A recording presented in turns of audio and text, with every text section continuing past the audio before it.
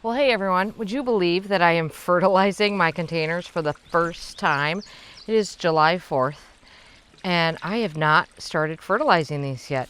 I think it's because it was such a cool spring. I mean, I was behind a little bit too, but also it was such a cool spring that there was just no rush to get the containers planted.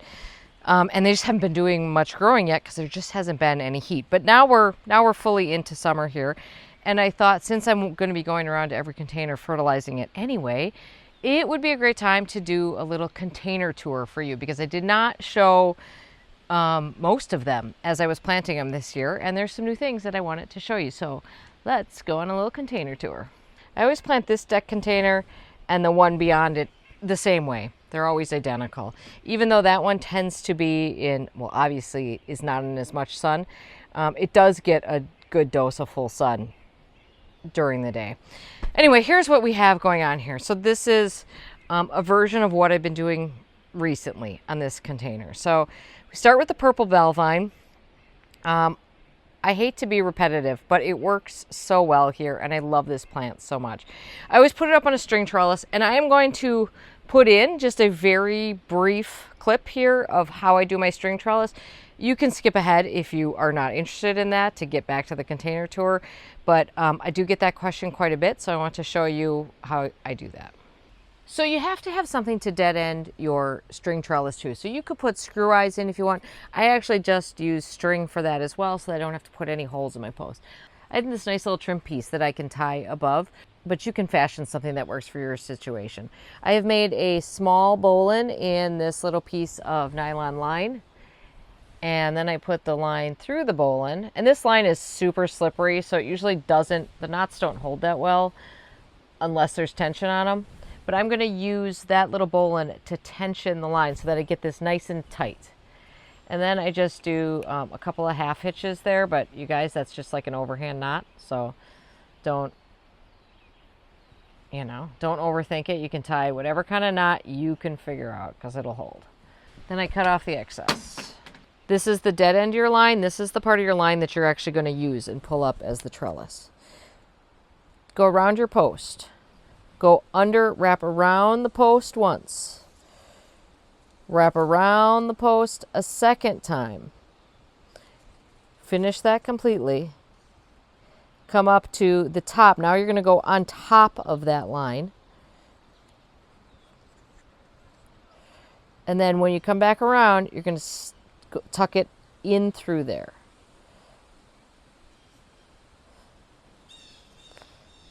Pull that tight. It will take a little bit to tighten up. These knots do not tighten up well until they're under some tension. Then I just take my lines up to here, keeping some tension on them so you don't lose that knot.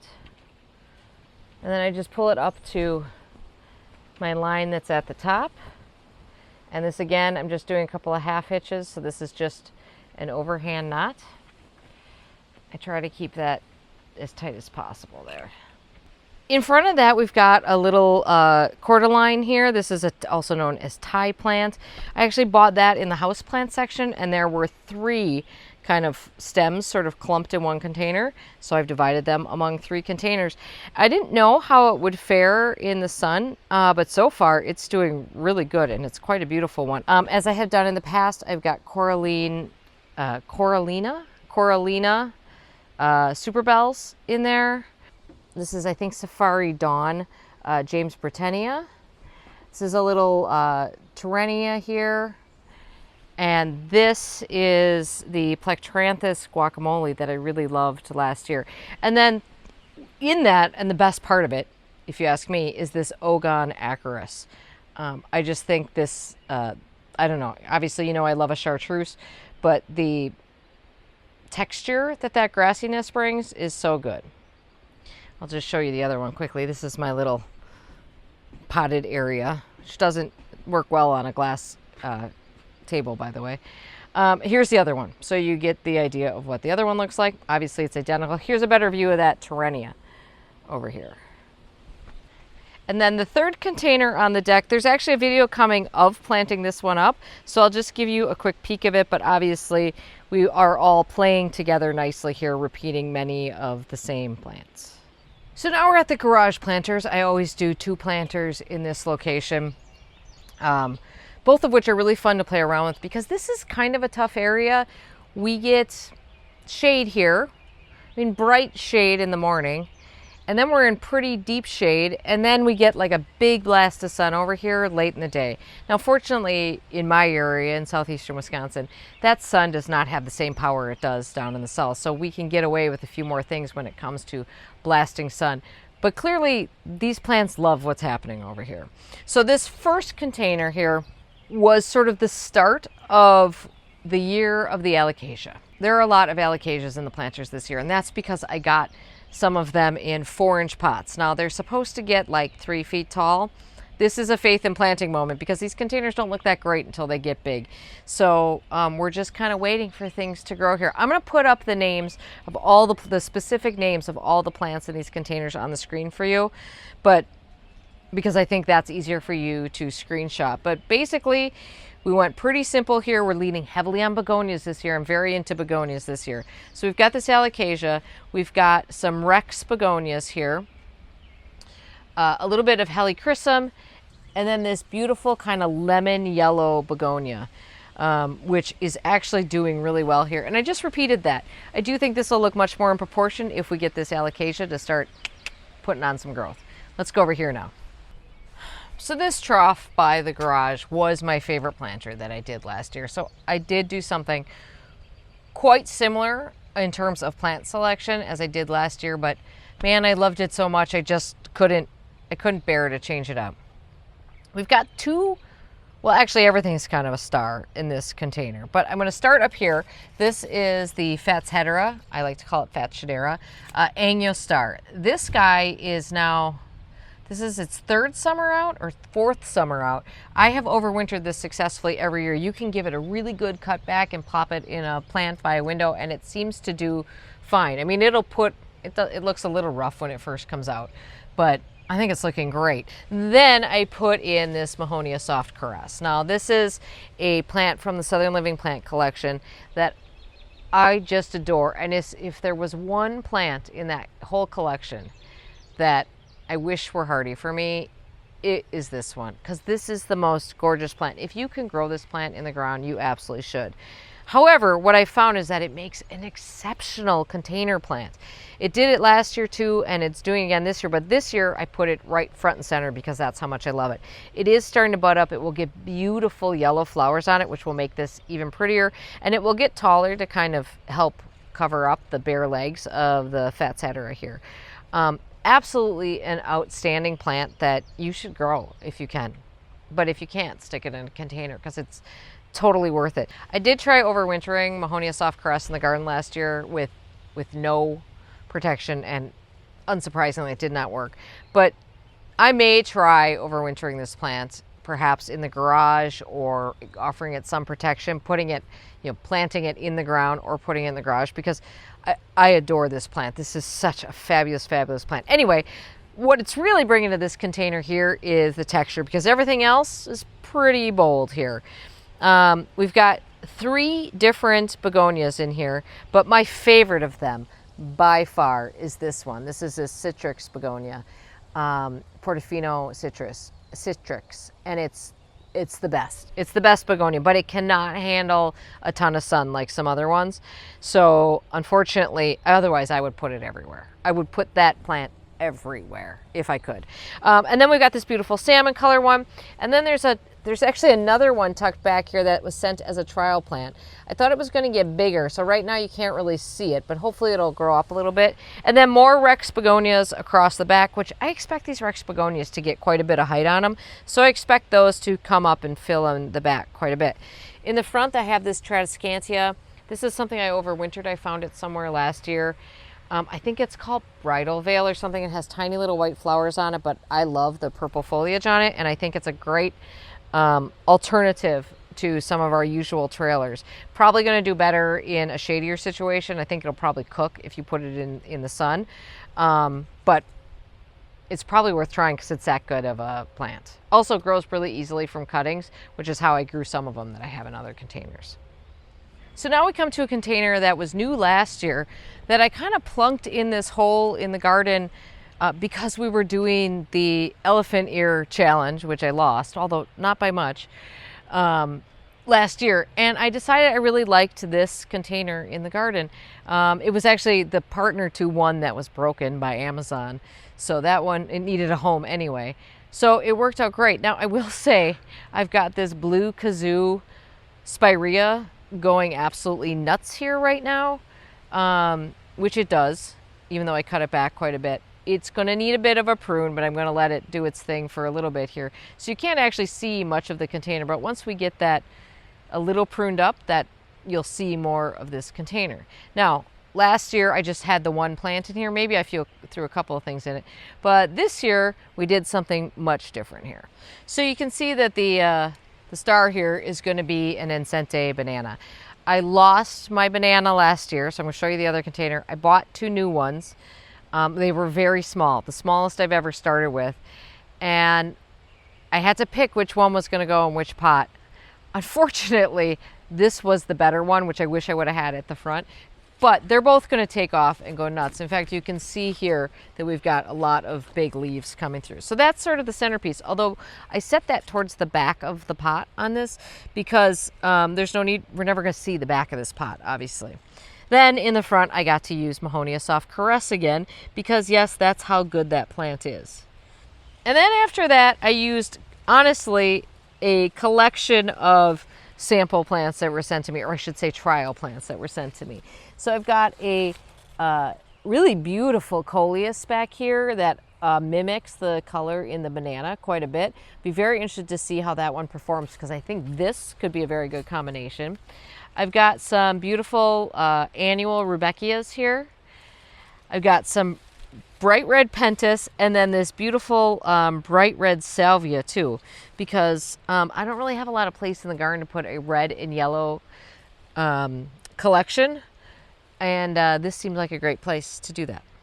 So this is another container that was new last year that it turned out I really loved having in the garden. I do love this idea of raising plants up in containers and sticking them right in garden beds.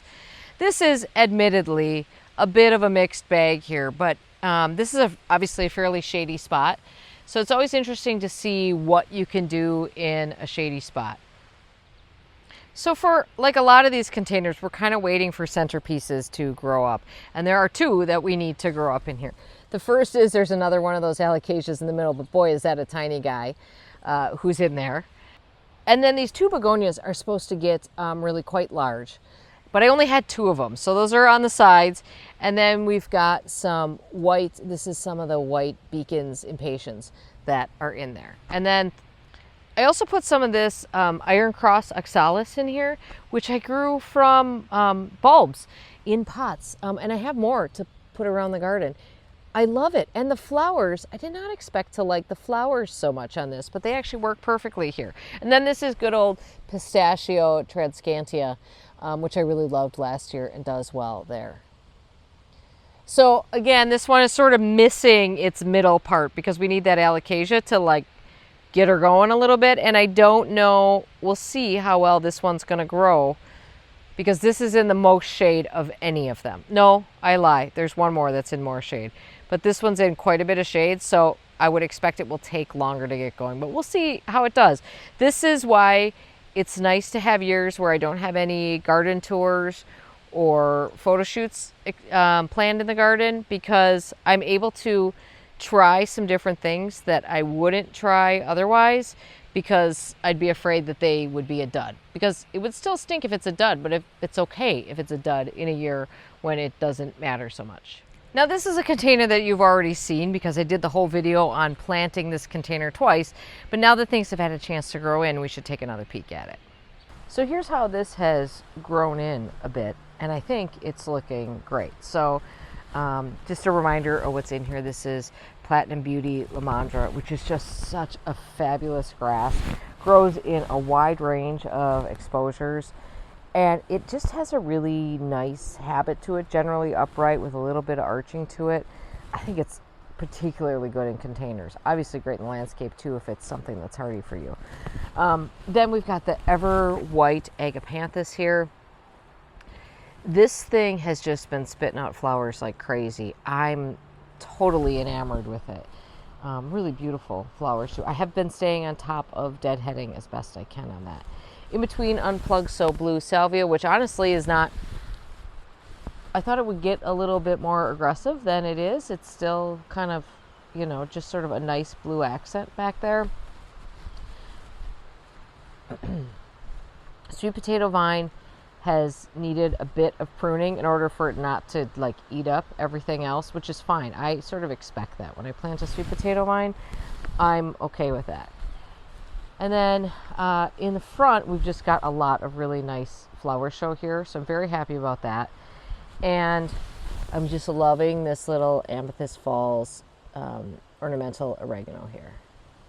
So cute. It's a little spindly in a few places, and it's kind of buried in there, so it doesn't have a ton of room to really come out, but where it does, I think it's looking good. I'm as happy with this container as I have been with anything I've ever planted here.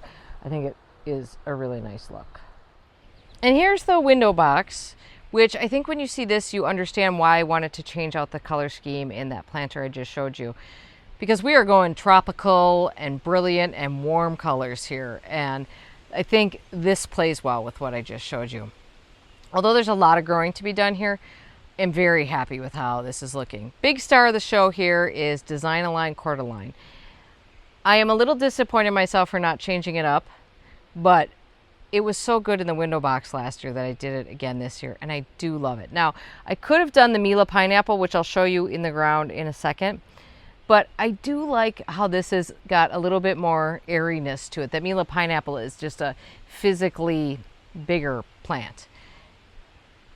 I also did the Fiona Sunrise Jasmine again, which is going to grow up these bamboo stakes, and should do a pretty good job with that, but again, going to take some time. I have had no luck overwintering that ever, so every year I've been buying that as a new plant and basically just treating it as an annual, but I do love it that much. The centerpiece here is this really bright mandevilla, which is more of a bushier mandevilla, which I am just loving that intense coral color. And then I've got some more of that same Superbena that's in the pot below, some more of the Mahogany Splendor Hibiscus. I've got the beautiful verbena that I have used in other places throughout here. Really love this verbena. Some Scaevola, and then as sort of the cooling accent there, I've used some of this the Samachia Waikiki Sunset.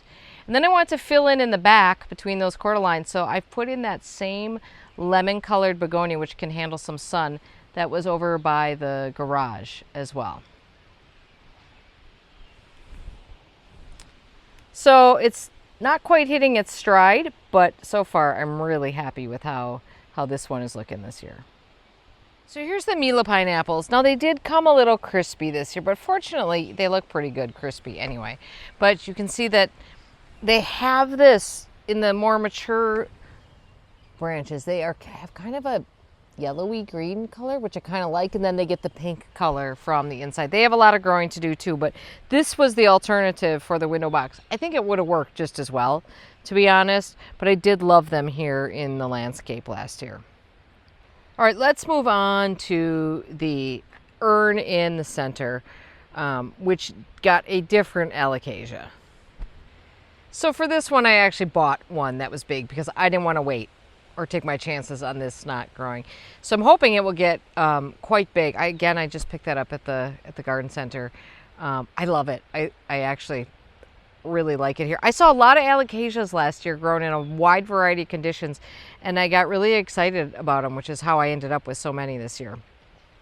One thing I've learned with this container, I really have to limit myself because it gets real messy real quick, especially in a garden setting that's as busy as this one is. So I started with some white mandevillas,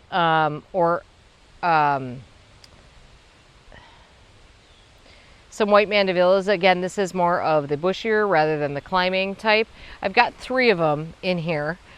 Last year I had something else planted in this urn and then it didn't work, and so I ended up having to swap it out, and all I could find was the mandevillas, and I ended up loving it. So those will get beautiful and full. We've done some more of this beautiful apricot begonia that is in the trough planter on the deck there, or excuse me, on the patio there. Some more of the Terenia that we saw earlier up on the deck. And then I put in some Persian shield. Now you guys, for me, I can push Persian shield into a good amount of sun. So a lot of people have said that they've experienced burning with it. Not me here, as long as it has enough water. And then I always love throwing a little bit of this euphorbia because I feel like it just lightens a whole container. Now the one thing I didn't add that I still might is I was thinking about putting a white scaevola so that we have something else that's drooping. I don't know if I want to do that or not. When you can see a little bit more of the pot in the garden, I think it's better. Otherwise it just looks like it's more plants. So I think that can be helpful. Just as a side note here, I do have a Princess Diana clematis that kind of always I sort of prop up here, but you can see it blooming back there. Kind of just at the base of this, very pretty. I think this pot will look very good once that Persian shield starts growing. I think that Persian shield is a pretty important connector plant between the very tall alocasia and the rest of what's happening. Now these are containers that you've already seen because I planted these up early in the year, but they have changed and grown in so well. So this is Golden Curls Willow. It was super tiny when I got it, and now, like, look at how much it's grown. It's such a great plant for a container as long as you can give it a ton of water and have some room in there for roots to grow. And then again, this is similar to last year in terms of color scheme. I've got this same great begonia. I've got coral super bells in there. This is that Waikiki Tradescantia. And then a little bit of that Ogon grass that we saw before. In fact, let's look at this one. It's really a great combination for a big container, in my opinion. Well, it pains me a little to have this be the banana container this year. Now, I love a banana here. We've discussed this before, and this is where the OG banana was supposed to go, but it didn't make it through winter. But I figured this is a good experiment. Like I said, I bought these in like a 6-inch pot, very small, cheaper, which is better. And I was growing them on for a while, but it's going to take a while to get that kind of size. But again, good year for me to test how long it takes to get to a decent size from a small, what I consider to be pretty affordable price, which was $25 per pot for an Incente banana. Trying to continue the color scheme a little bit here from what we've done elsewhere on the patio, but I did surround it all with this Queen Tut papyrus, which is probably my favorite of those papyrus grasses. I thought, once again, I think I'm trying to get some connection. Because this gets so big, I feel like you need something that bridges that gap from the very tall to the lower growing things, although many of these things will get a little bit bigger. The other things we have in here are a little dahlia that was a sample plant, some blue scaevola, a lantana, a really bright pink lantana, some more of that same begonia that we've seen in other places, some more of the same verbena that we've seen in other places. And then I also added in, I've also got that sweet potato vine that's mahogany, again, trying to repeat some things, be a little bit better about repeating things. And then I've got a couple of pelargoniums in here because I love that little texture mixed in here. So I've got a few of those mixed in here. There's actually there is a pink mandevilla mixed in here. This was sent as a sample plant in the tiniest pot I have ever seen. So it's supposed to climb a little bit. So it'll be interesting to see if it does. I'm going to kind of lead it up the banana a little bit.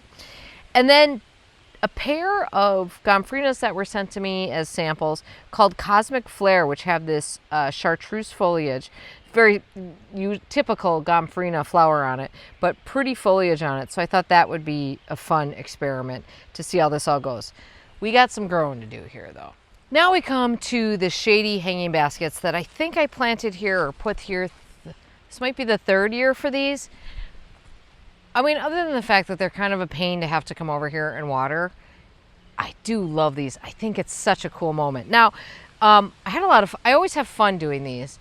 And this year was kind of fun because they were basically the last ones I planted. So it's kind of, I had some things that I knew were going to go in here, but I also had some things that like I wasn't sure where they were going to go. And so I think that's always kind of an interesting way to design containers because it makes you put things into containers that you might not have otherwise planned for. So I consider these a trio because I've got this old fire pit down here that is sort of the first of them. And then I've got these two hanging baskets, quite large, 18 inches on this one and 24 inches on the other one. They're hanging from a sturdy branch here. So there's a few elements that I used in each one. In each one I used the same fuchsia, which is really quite pretty. I do like a fuchsia. Some of the same begonias, including a Rex begonia, and then they also got another sort of, I don't know if it's a wax begonia or what it is. They also got the same Impatience in them. It went pink this year. I wasn't planning on it going pink, but it did. And then from there, the accents are all a little bit different. So in the hanging baskets, I did these, I think these are brake ferns. They're not the same one, but they are clearly they're cousin ferns. They all got a little bit of that purple transcantia. Some of these are the ones that I grew from cutting, so they're pretty small now, but they should grow big. A little bit of wire vine, which I always think is great for texture. Now this big one, so the two bigger pots got another little something special. They got an alocasia, which are both of them so tiny that you can't even really see them much. So again, we'll see. I know it's weird to put an alocasia in a hanging basket, but we'll see how it works out, and I think it'll be a good experiment. Also a little bit of, in the two hanging baskets, they each got a little bit of euphorbia and this one has a Terenia. Does this one? No, I think I only had one Terenia left. So this one was the lucky one who got the Terenia. In the big pot at the bottom, I was able to mix in some really fun things. I got this farfugium when I was in Florida at the Naples Botanical Garden. I brought it home in my suitcase and I've been trying to keep it alive inside. It should get huge. If it gets enough water, it should get huge, which would be really fun because we don't know if that alocasia is going to get huge, that's for sure. And then I also added in a few little houseplants. Again, more things that were sent to me. And I'm like, well, this is what I do with houseplants. I put houseplants outside for the summer. So why not put them in a container? So I've added some of those in here. We'll see how those manage. Total experiment on that. So far, working out really well, though. So last year, I put these pots on either end of the boxwoods that are in front of the vegetable garden. I actually really loved them there. I thought it was a nice little capper. But I had no plan for what to put in them this year. And so I just put in a single Ever Sapphire Agapanthus here. And I love it. I think a single Agapanthus in a pot is just a really elegant, simple look. Now, these came just absolutely full of flowers. I've probably gotten, I don't know, 10 or 12 flower stalks off of these. And I'm hoping they'll keep blooming. But even if they don't, I find this foliage to be very pretty. And I think it's a really nice look for this area. Up here in the north, Agapanthus is quite a rare plant to see. And so I think it's really cool to put it in these pots by themselves where they can just kind of shine. And then last but not least, probably, are the two containers that are in the vegetable garden. Now, I swapped out the pots this year for these really beautiful Corten steel ones, and I planted a new clematis in these. There's a video on that if you want to see it. And so they've had a little bit of time. The clematis have had a little bit of time to do some growing. And there's room in the pots, at least for the time being, for some annuals in the front. As these clematis grow, I don't know that will continue to be the case, but these all need a little growing time too. And honestly, I'm not going to lie here, I had nothing planned. I just kind of came up with something that was from the leftovers from the other pots. So that's the tour of all of the containers on the property. Believe it or not, I wish I had more. I can't get over how much I just like messing around with containers. I think it's so fun. Anyway, would love to hear your thoughts on them and an update on how your containers are doing so far this year. If you've got anything really outstanding that you're absolutely loving. And stay tuned because we will check in on these throughout the rest of the summer in casual garden strolls. And if we ever do a proper garden tour, we'll talk about all of them there then too. All right, have a great day in your garden. Thank you for watching. We'll see you soon.